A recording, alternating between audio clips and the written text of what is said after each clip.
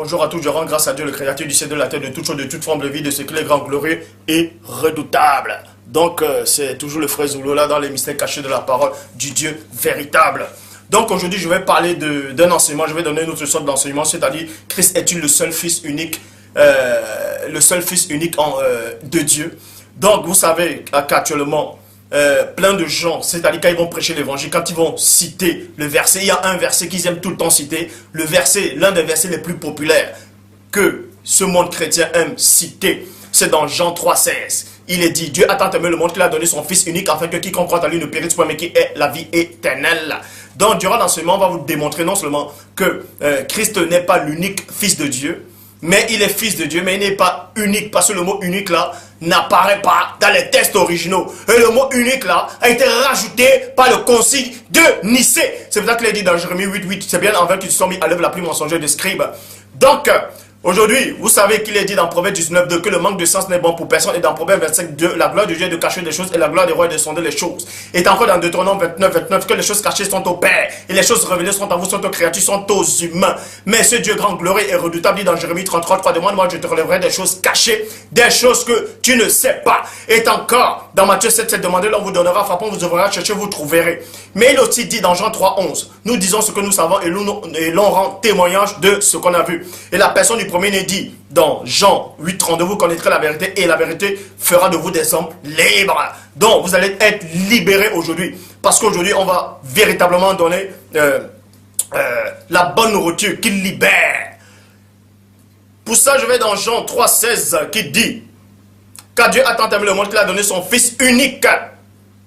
Et je vais dans la traduction King James française qui dit, le mot unique n'apparaît pas dans la traduction King James française.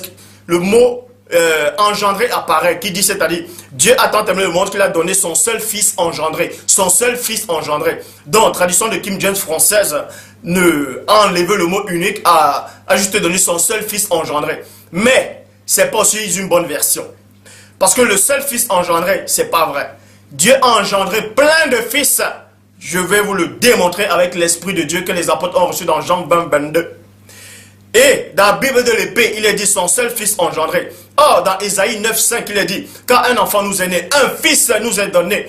Pourquoi il n'est pas dit le Fils unique nous est donné? Mais un fils nous est donné. Quand on dit un fils, ça veut dire qu'il y a plusieurs fils. Mais ce fils-là, unique, c'est-à-dire ce fils-là qui a été donné, c'est-à-dire la personne du premier-né, la personne du Christ, a été donné parce que c'est lui qui devait remplir cette fonction-là du sacrifice. C'est ainsi. Vous voyez? C'est pour ça qu'il est dit dans la Bible du rabbinat français Zadot, un fils nous est accordé. Parce que Dieu a plusieurs fils qui ont été créés, qui ont été engendrés avant la création du monde, avant la création de l'univers, avant la création de votre réalité. Mais parmi ces fils-là, qui ont eu une existence avant les anges, les chérubins, les archanges, trône, dignité, domination, autorité, les ophanimes, avant les puissants esprits célestes. Ces fils de Dieu là existaient déjà dans le plan spirituel, dans le monde divin. Mais parmi ces fils là, il y avait le fils aîné que vous connaissez sous la personne du Christ. Mais il n'est pas unique. Parce que si on dit qu'il est le fils unique, Dieu n'aurait pas d'autres fils. Mais par contre, Dieu a d'autres fils. Donc on va donc vous révéler aujourd'hui, c'est qui les fils de Dieu? Parce que vous savez qu'il y a plein de versions qui disent que les anges sont fils de Dieu. Nous allons donc voir si les anges sont véritablement fils de Dieu. Moi, on sait qu'un fils de Dieu, c'est quoi? Pour vous donner le titre de fils de Dieu, il y a deux sortes de fils de Dieu.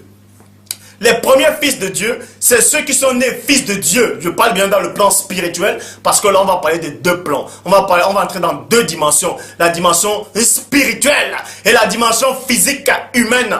Premièrement, les tout premiers fils ont été engendrés dans le ciel divin, dans le monde spirituel. Eux là, ils sont de la race divine, c'est-à-dire de l'essence même du Père. C'est les vrais fils engendrés de Dieu. Tandis que les autres qui deviennent fils de Dieu, ils deviennent fils de Dieu parce qu'ils font la volonté de Dieu. Pour ça, on va aller dans tradition David Martin qui dit, car l'enfant nous est donné, virgule, le fils nous a été donné, et non le Fils unique, mais le Fils. Parce que ce Fils-là était spécial, qui devait remplir cette fonction, cette mission que le Père Tout-Puissant l'avait confiée. Celui de racheter les humains. Celui de vous racheter, de vous réconcilier avec le Tout-Puissant. Pour ça, je vais dans Hébreux, chapitre 1, verset 1 à 2, qui dit: après avoir autrefois à plusieurs reprises, de plusieurs manières, parlé par les pères et les prophètes, Dieu dans les derniers temps nous a parlé par le Fils. Vous voyez, dans la version Louis II 1910, il est dit: Dieu, dans ces derniers temps, nous a parlé par le Fils, virgule.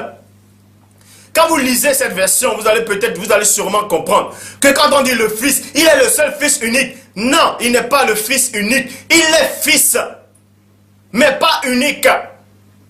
Parce que quand vous lisez dans la Bible de l'épée, il est dit son Fils, dont Dieu nous a parlé par son Fils dans les derniers temps. Bible en français courant, il est dit son Fils, traduction du mot nouveau, par le moyen d'un Fils, par le moyen d'un Fils. Et ça, c'est l'une des bonnes versions quand on dit le moyen d'un fils. Quand on dit d'un fils, ça veut dire qu'il y a plusieurs fils. C'est Dieu seul qui crée les mots, les langages dans Genèse 11, 7. Donc, pas le moyen d'un fils. Maintenant, vous allez sûrement dire, non, la Bible, traduction du mot nouveau, c'est la Bible des témoins de Jéhovah, c'est pas une bonne Bible. Bref, nous allons néanmoins aller dans la Bible Chouraki, qui dit aussi, par un fils. Par un fils. Donc, quand on dit un fils, ça dit qu'il y a plusieurs fils. Vous voyez, Dieu a choisi, parmi tous ces fils-là, il a choisi l'aîné. Et c'est le né qui est venu.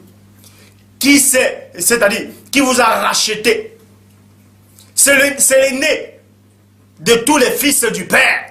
Qui est venu sur cette terre. Qui a foulé son pied dans la dimension physique. Traduction œcuménique de la Bible Torah. On dit un fils. C'est-à-dire, Dieu nous a parlé. Dieu vous a parlé dans les derniers temps. Par l'intermédiaire d'un fils. Un fils. Vous voyez?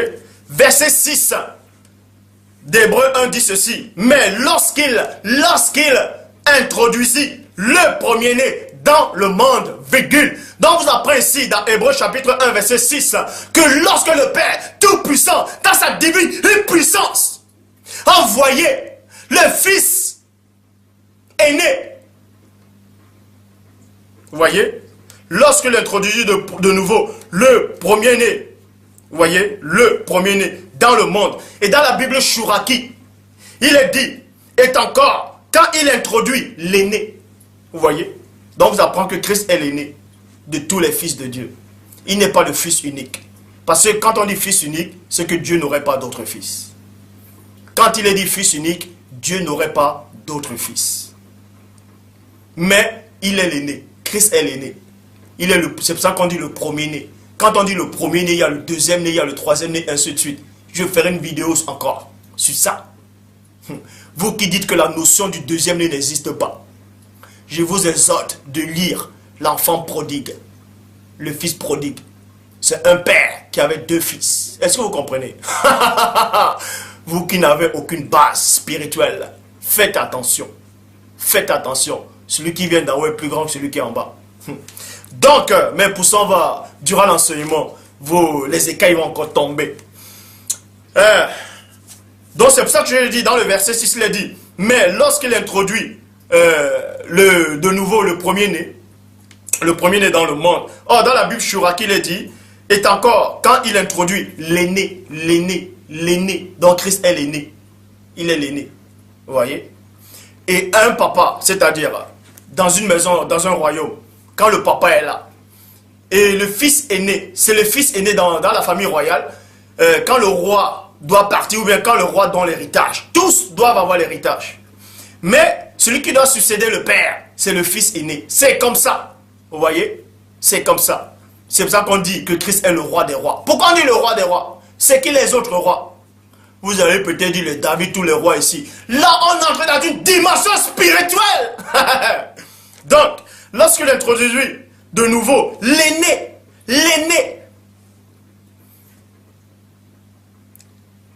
et comme je dis encore, dans une famille royale, là, ou bien dans une famille tout corps, quand il y a des petits frères, des autres fils, et quand l'un des petits fils, c'est-à-dire l'un des fils a un problème dehors, qui c'est qui va se déplacer? Hein? C'est le grand frère qui doit se déplacer. et non le père. C'est le grand frère qui va se déplacer. C'est l'aîné d'abord qui va aller secourir ses petits frères. Et dès que c'est chaud, c'est là où le père va intervenir. C'est comme ça se passe dans le plan spirituel. Donc, Bible Shoraki, je dis encore, et comme est encore quand il introduit l'aîné dans l'univers. Il a introduit l'aîné dans l'univers, dans votre univers, ou bien dans votre multivers. C'est l'aîné qui est venu. Il a pris une apparence humaine. C'est pour ça qu'il est dit dans Hébreux chapitre 10, au verset 5. C'est pourquoi Christ, en entrant dans le monde, dit, tu n'as voulu ni sacrifice, ni offrande, mais tu m'as formé un corps physique fait de chair, de sang et d'os. Parce qu'avant qu'il ne vienne sur terre, comme il est dit dans Philippiens 2, 5 à 9, ayant vous les sentiments qui étaient au premier-né, lequel existait en forme de Dieu, n'a pas regardé comme il peut arracher d'être égal à Dieu, mais c'est de près lui en prenant une forme de serviteur, en devenant semblable aux hommes, ayant paru comme un simple homme, s'est humilié lui-même, se rendant obéissant jusqu'à la mort, et même jusqu'à la mort du bois. Et même jusqu'à la mort du bois.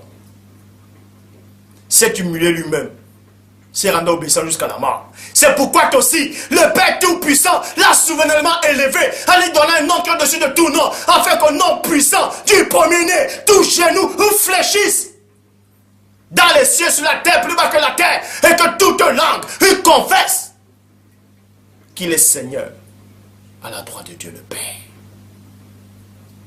Est-ce que vous comprenez une chose? Le mystère, c'est que quand le Père Tout-Puissant a créé les essences célestes,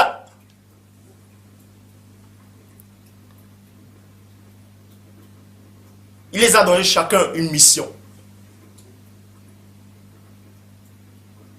Chacun a eu sa mission. Chacun a eu son épreuve. Pour que Christ puisse s'asseoir à la droite de Dieu le Père, il a fallu qu'il accomplisse sa mission. Il a fallu qu'il mérite cette place-là. Si vous ne savez pas. Parce que Dieu, c'est un Dieu de justice. Donc pour tous ceux-là qui disent, non, Dieu a créé les anges au ciel. C'est normal, les anges sont plus heureux parce qu'ils voient Dieu. Non. Ils ont eu les missions, ils ont eu les épreuves à eux. Est-ce que vous savez cela? Mais bref. Durant l'enseignement, on va vous montrer c'est qui les premiers qui ont été créés, premièrement. Parmi les premiers en tout cas. Pour ça, je repars.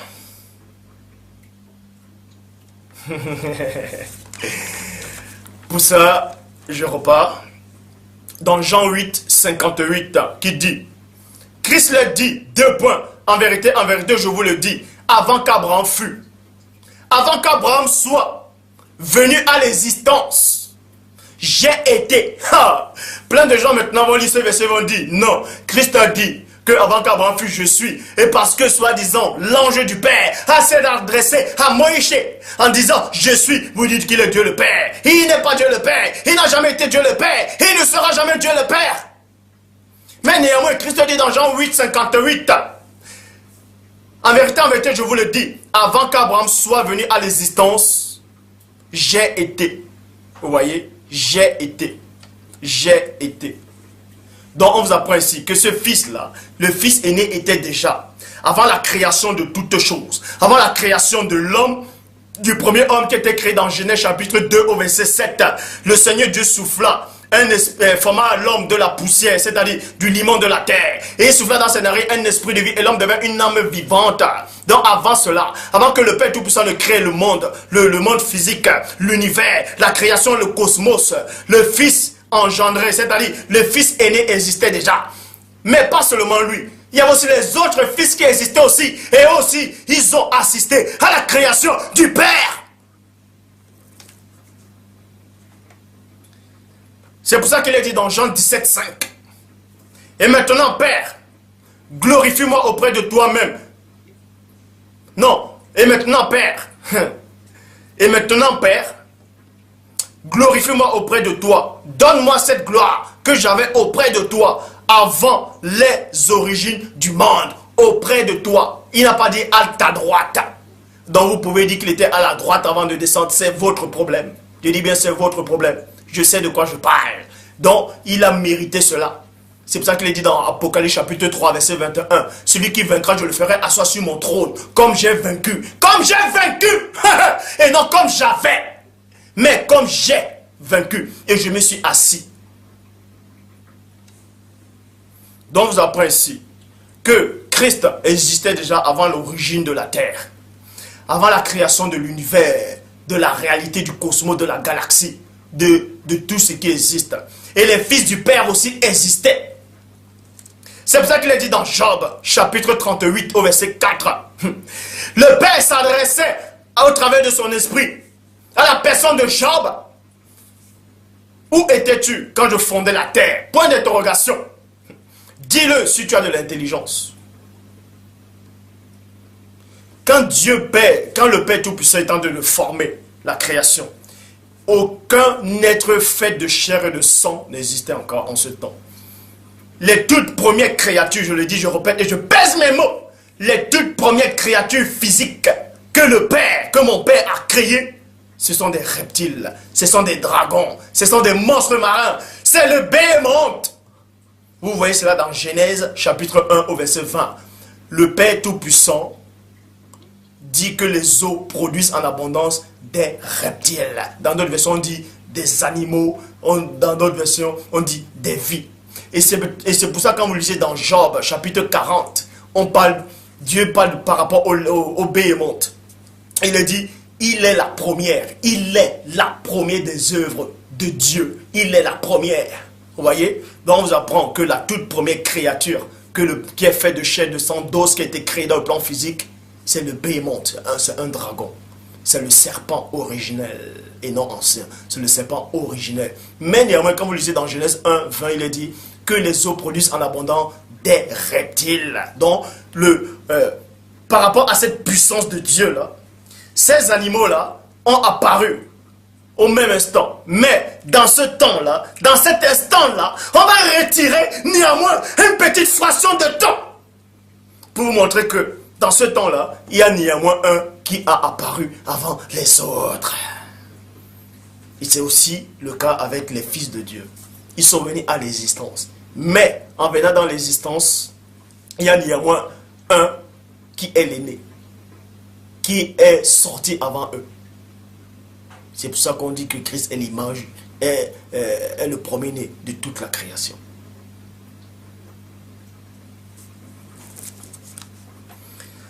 Donc, dans Job chapitre 38, verset 4, vous dit ici, où étais-tu quand je fondais la terre? Point d'interrogation, dis-le si tu as de l'intelligence. Point. Verset 5 à 7 dit, qui a fixé les dimensions, le sais-tu? Ou qui a étendu sur elle le cordon? Sur quoi ces bas sont-elles appuyées? Point d'interrogation. Ou qui a posé la pierre angulaire? Ou qui a posé la pierre angulaire? La révélation ici maintenant c'est quoi? Parce que Dieu dit dans Job 33, 14 il passe pendant tantôt d'une manière, tantôt d'une autre et l'on n'y prend point garde. Mais prenez néanmoins garde. Qui a posé la pierre angulaire? Alors, qui a posé la pierre angulaire? Alors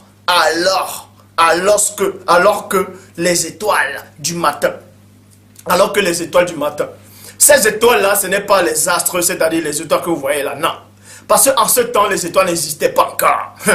Les étoiles ont eu naissance selon la Genèse. Dans Genèse chapitre 1, verset 14. Vous voyez?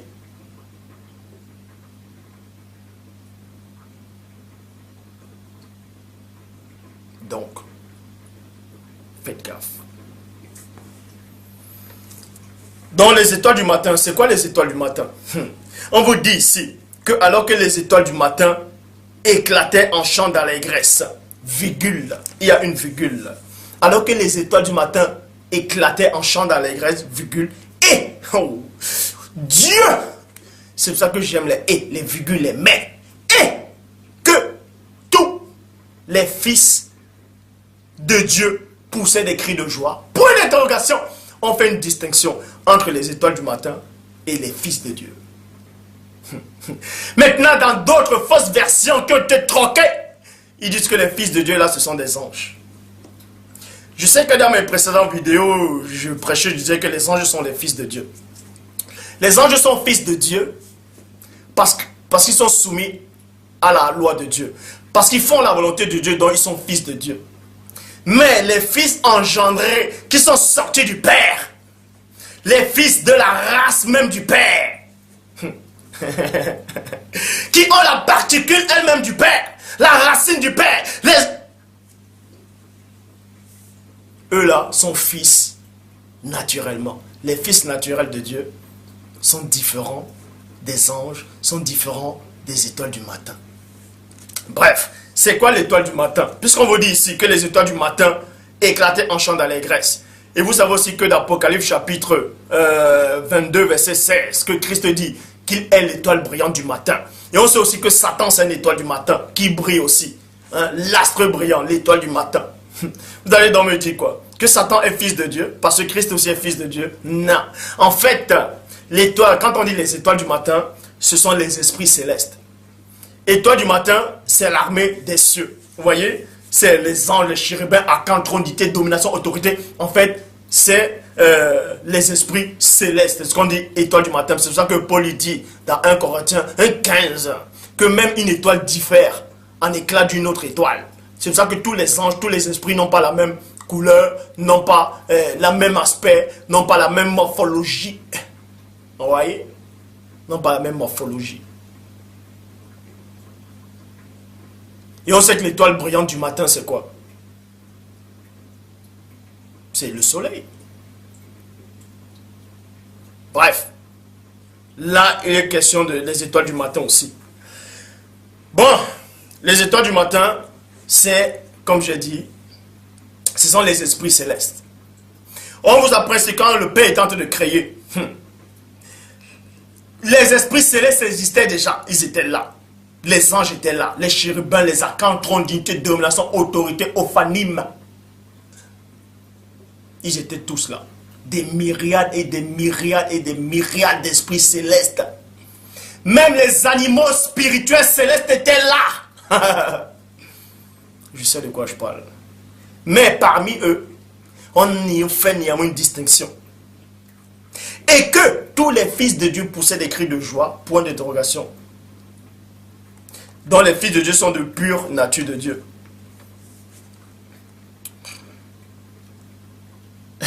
Dans d'autres versions, on dit que, toujours dans Job 38, on dit que les anges de Dieu poussaient des cris de joie. Ce n'est pas une bonne traduction.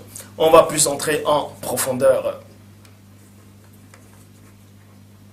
C'est pour ça qu'il est dit, je vais dans Hébreu. Hébreu chapitre 1, verset 5. En effet, dans la Bible française courant. En effet, dans Hébreu chapitre 1 au verset 5. En effet, virgule, Dieu n'a jamais dit à l'un de ses anges, deux points. C'est toi qui es mon fils, à partir d'aujourd'hui, je suis ton père. Et il n'a jamais dit à propos d'un ange, deux points. Je serai un père pour lui et il sera un fils pour moi. Vous voyez, on vous dit ici dans Hébreu chapitre 1 verset 5 que Dieu n'a jamais dit que l'ange c'est son fils. Qu'il n'a jamais appelé les anges ses fils. En gros, on vous dit que les anges ne sont pas fils de Dieu. Ils sont fils de Dieu parce qu'ils font la volonté de Dieu. Vous voyez? Mais moi je parle des fils de Dieu originels. C'est pour ça qu'il est dit dans Jean chapitre 1 verset 11 à 12. Il est venu chez les saints et les saints ne l'ont point reçu, mais à tous ceux qui l'ont reçu, à ceux qui ont cru à son nom, il les a donné le pouvoir de devenir enfants de Dieu, de devenir fils de Dieu. On vous donne le pouvoir de devenir. Mais les vrais fils de Dieu sont déjà nés. Ils n'ont plus besoin du pouvoir pour devenir. Ils sont nés. Fils de Dieu. Et on vous dit ici que les anges, en fait, ne sont pas fils de Dieu.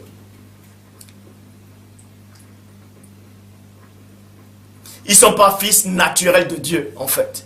Néanmoins, ils sont fils de Dieu parce qu'ils font la volonté de Dieu. Ils sont soumis à Dieu. Mais ils ne sont pas fils naturels de Dieu. Moi, aujourd'hui, Christ est fils naturel de Dieu. Le deuxième né est fils naturel de Dieu. Mais on va vous parler des autres fils naturels de Dieu. C'est le but de l'enseignement. C'est pour ça qu'il est dit dans Genèse, chapitre 6, au verset 2. Il est dit que les fils de Dieu virent que les filles des hommes étaient belles. C'est une mauvaise traduction quand on dit les fils de Dieu. En fait,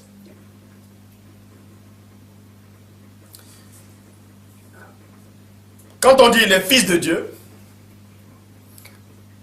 il y aura une confusion pour ceux qui ne comprennent pas. Certes, les anges sont fils de Dieu parce qu'ils sont soumis à la volonté de Dieu, parce qu'ils aiment Dieu, ils font la volonté de Dieu. Mais ils ne sont pas fils naturels de Dieu.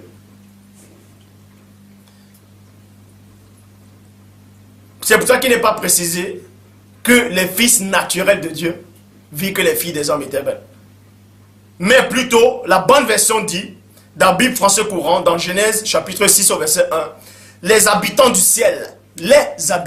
ciel, constatèrent que les filles étaient bien jolies et qu'elles en choisirent pour les épouser.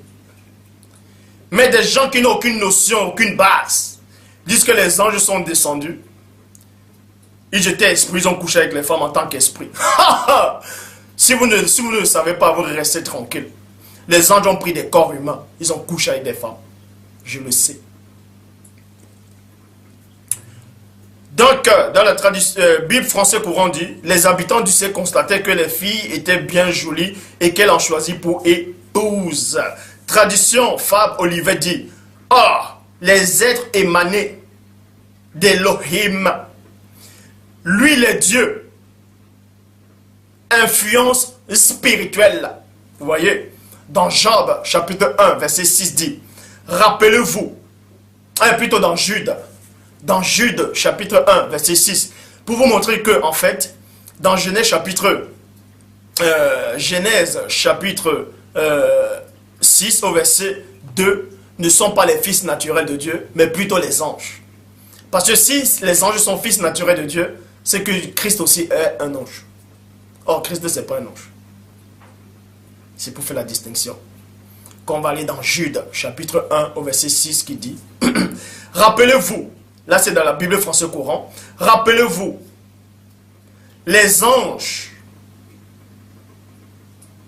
qui ne se sont pas contentés du pouvoir qui les était accordé et qui ont abandonné leur propre demeure, Dieu les garde dans l'obscurité, d'en bas, définitivement enchaînés pour le grand jour du jugement. Vous voyez, Bible des peuples dit, il a agi de même avec les anges qui n'avaient pas fait honneur à leur propre rang et avaient abandonné leur place. Dans d'autres versions, on dit ils ont abandonné leur propre nature. Ça veut dire, abandonner leur propre nature, c'est quoi? C'est qu'ils sont devenus des hommes physiques. Ils ont pris l'apparence humaine. Donc ils ont abandonné leur nature angélique. Ils ont pris l'apparence humaine. Ils ont couché avec les femmes. Vous voyez? Ils ont couché avec les femmes. Bref, Bible des peuples. Il a agi de même avec les anges qui n'avaient pas fait honneur à leur place, à leur propre rang, et avaient abandonné leur place. Et il les a enfermés et enchaînés pour toujours dans les ténèbres en attendant le grand jour du jugement. Donc, le mystère maintenant ici, c'est quoi? C'est que Satan n'est pas fils naturel de Dieu. Les anges ne sont pas fils naturels de Dieu. Tous ceux-là qui iront, c'est-à-dire tous ceux qui iront dans la damnation éternelle, ne sont pas fils naturels de Dieu. Ça veut dire, celui qui devient fils de Dieu, il n'est pas fils naturel de Dieu. Si lui pêche et il meurt dans son péché, ça va être chaud pour lui. Je dis bien, s'il meurt dans son péché, il ne peut pas revenir à la maison. Or, vous savez qu'il est dit dans Jean chapitre 8 au verset 35.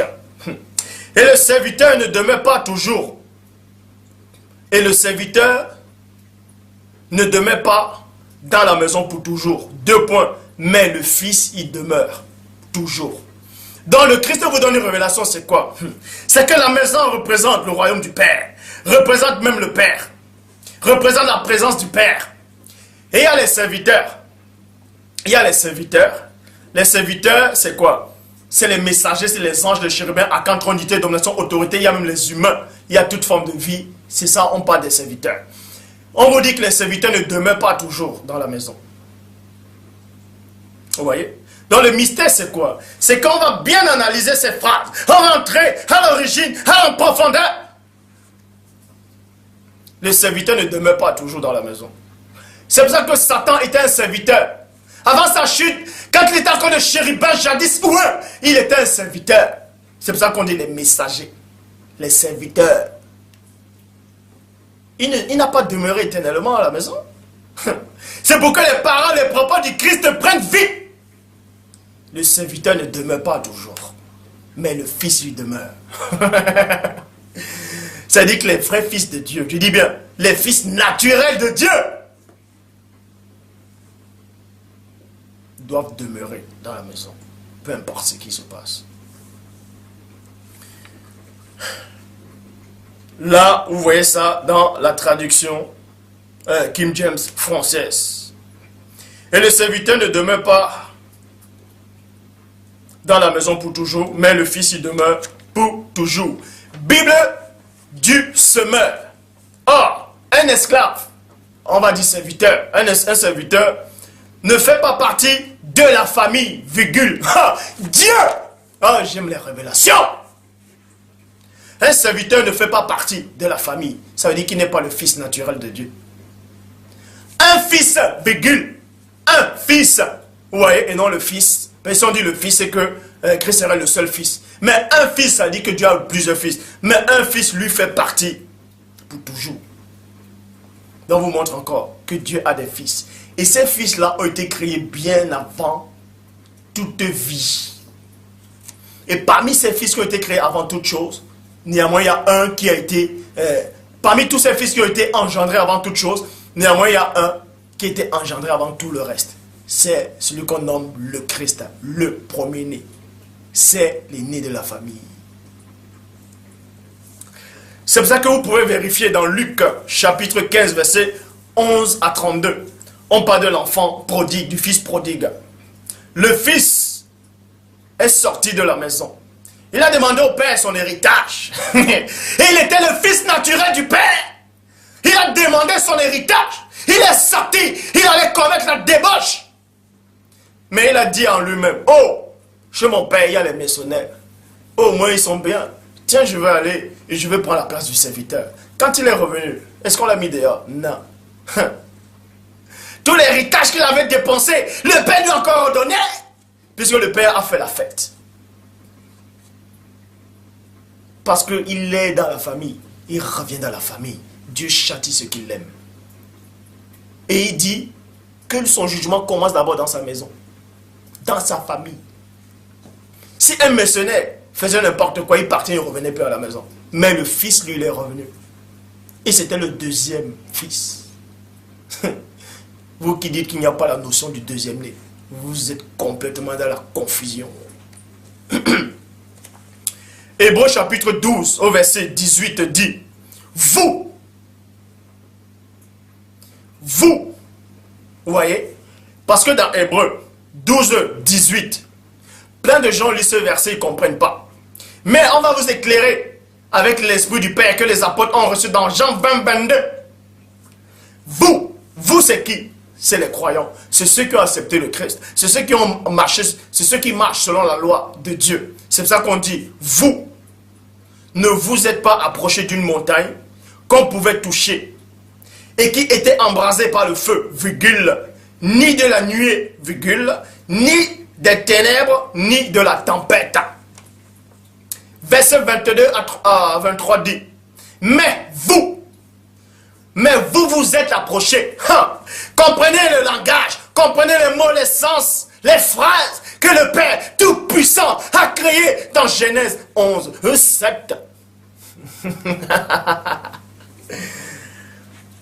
Verset 22 à 23. Mais vous vous êtes approchés de la montagne de Sion. Donc, avant, ils n'étaient pas approchés de la montagne de Sion. Parce qu'ils ne faisaient pas partie de la montagne de Sion. Mais parce qu'ils ont accepté le premier-né. Ils ont accepté le sacrifice. Ils ont accepté le Père. Et maintenant, ils ont le droit de s'approcher à la montagne de Sion. De la cité du Dieu vivant. De la Jérusalem céleste, virgule. Maintenant, on parle du paradis.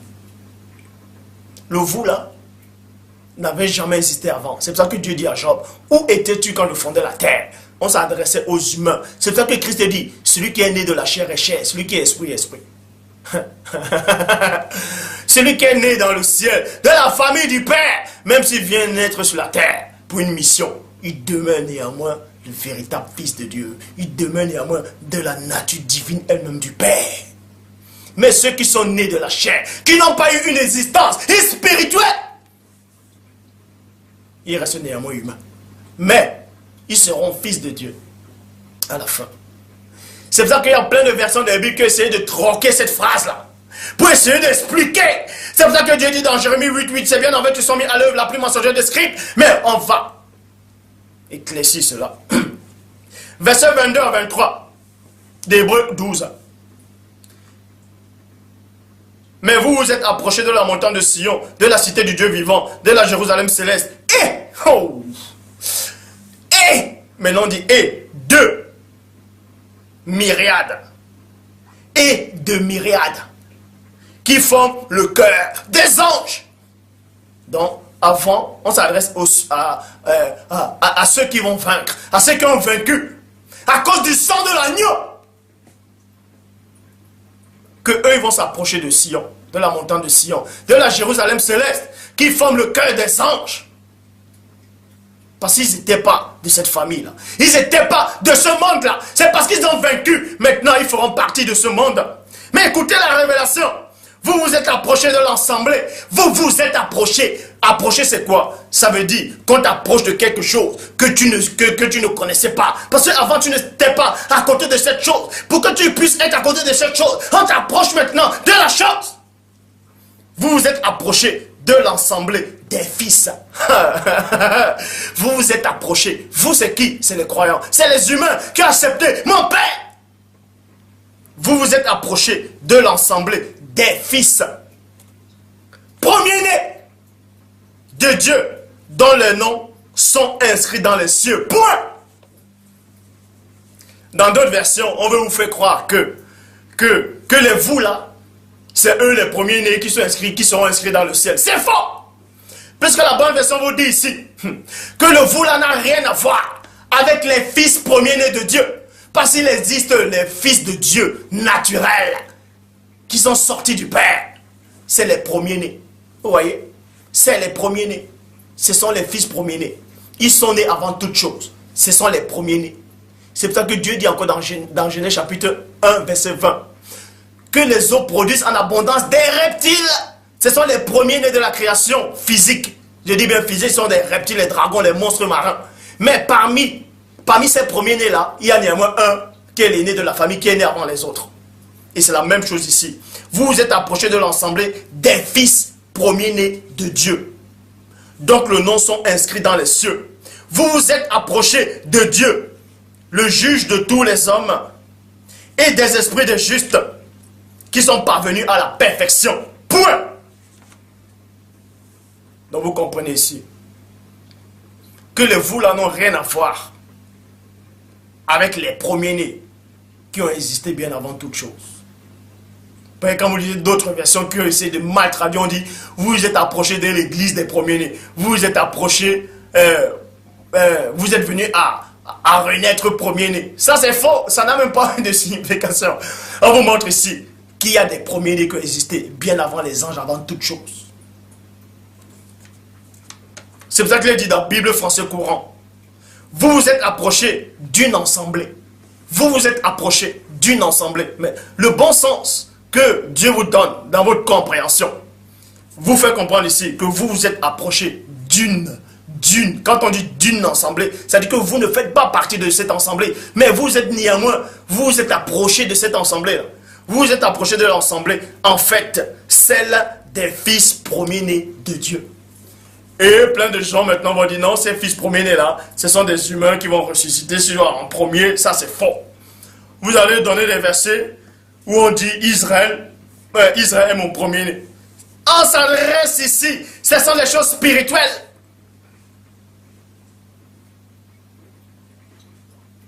Ce sont les choses spirituelles. Vous avez sorti, David est le premier-né des rois de la terre. Non, vous avez mal compris. Ici, il y a une bonne distinction. Il y a les fils de Dieu, naturels. Donc, j'en ai terminé. Et donc la suite, je parlerai de Melchisédek, pour vous démontrer que Melchisédek n'est pas une théophanie du Père ou une Christophanie. Vous voyez? Dans le mystère, c'est quoi? Christ n'est pas le Fils unique. Il est le Fils aîné. Parce que Dieu a d'autres fils naturels. Mais le Fils unique, plutôt le Fils aîné, est venu pour une mission spéciale. Celui de racheter les autres. De racheter ceux qui ont cru au Père. De racheter, de les amener. Il est le seul lien qui vient au Père. Christ est le médiateur entre Dieu et les hommes. Écoutez bien la révélation. Il est dit que Christ est le seul médiateur entre Dieu et les hommes. On n'a pas dit entre Dieu et les hommes et les fils de Dieu. Non. Les vrais fils engendrés du Père, les vrais fils naturels de Dieu, n'ont pas besoin de passer par le Christ pour s'adresser au Père. C'est les humains qui ont besoin de passer par le Christ pour s'adresser au Père. La parole dit, Christ est le seul médiateur entre Dieu et les hommes, et non entre Dieu et soit les anges, soit les fils naturels de Dieu. Est-ce que vous comprenez? Donc chaque fils de Dieu a sa mission. Le premier-né est venu.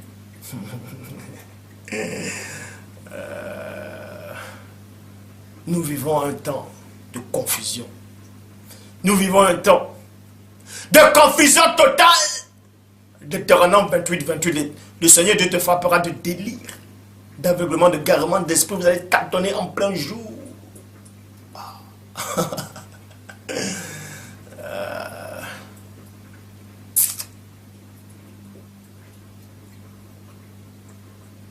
Donc, si quelqu'un vient ici, il dit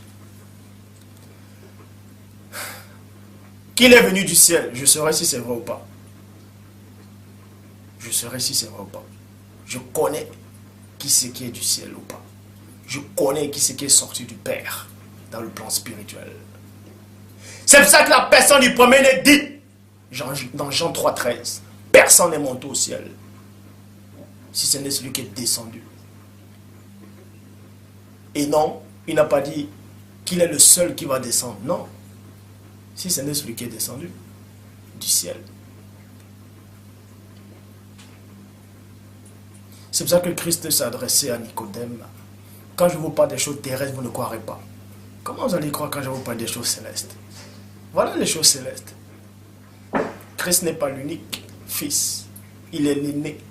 Parce que Dieu a d'autres fils aussi, qui sont de la même nature que Christ. La même nature que Dieu. Vous croyez quoi? Quand il est dit faisons l'homme à notre image, vous croyez que le mot faisons là c'est quoi?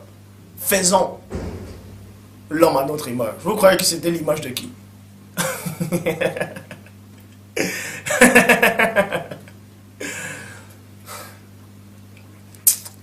Donc, les paroles que j'ai prononcées depuis que je fais des vidéos sur YouTube, Dieu m'a montré qu'il y a une brèche qui s'est ouverte. C'est pour ça qu'il y aura des fausses doctrines qui vont arriver bientôt. Il y aura des épreuves. Il y aura toutes sortes de doctrines bizarres, occultes. Mais le Père m'a envoyé pour déraciner les épines du malin. C'est pour ça que Satan dit à Christ pendant la tentation, si tu es fils de Dieu. Parce qu'il savait que Christ était fils de Dieu, l'un des fils de Dieu. Mais lui, il ne se considérait pas comme fils de Dieu. C'est pour ça qu'il a dit, si tu es fils de Dieu. Il aurait pu dire, s'il était fils de Dieu, il aurait pu dire, si tu es fils de Dieu comme moi. Ou bien, si tu es fils de Dieu comme moi j'ai été. Non. Mais je tiens à vous rassurer. Je tiens à vous rassurer. Il y a un seul sauveur. c'est le Christ. Il n'y en a pas deux. Il n'y en a pas deux. Peu importe ce qu'on vous dira. Même si l'un des fils naturels de Dieu vient, il vous dit, adorez-le, n'acceptez pas. Parce que Christ lui-même n'a jamais dit de sa bouche qu'il faut l'adorer. L'adoration ne revient qu'au Père, tout seul, point barre. Mais Christ, elle, est le seul médiateur entre Dieu et les humains. Christ est le seul chemin pour arriver vers le Père. C'est-à-dire le seul chemin par où les humains doivent passer. Les anges n'ont pas besoin de passer par ce chemin pour arriver vers le Père, ni les fils naturels de Dieu. Mais c'est les humains qui doivent passer par ce chemin, par cette vérité et par cette vie.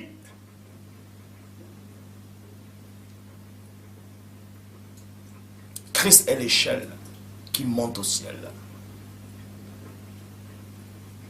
Peu importe ce qu'on vous dira, qu'un autre homme doit venir, que peu importe qui est venu, que c'est lui qui doit prendre la place, c'est faux. Je ne suis pas venu prendre la place du Christ. Non. Je ne suis pas venu prendre la place de mon frère aîné. Non. Bien au contraire. Je suis venu pour vous montrer le frère aîné. Pour passer par le frère aîné.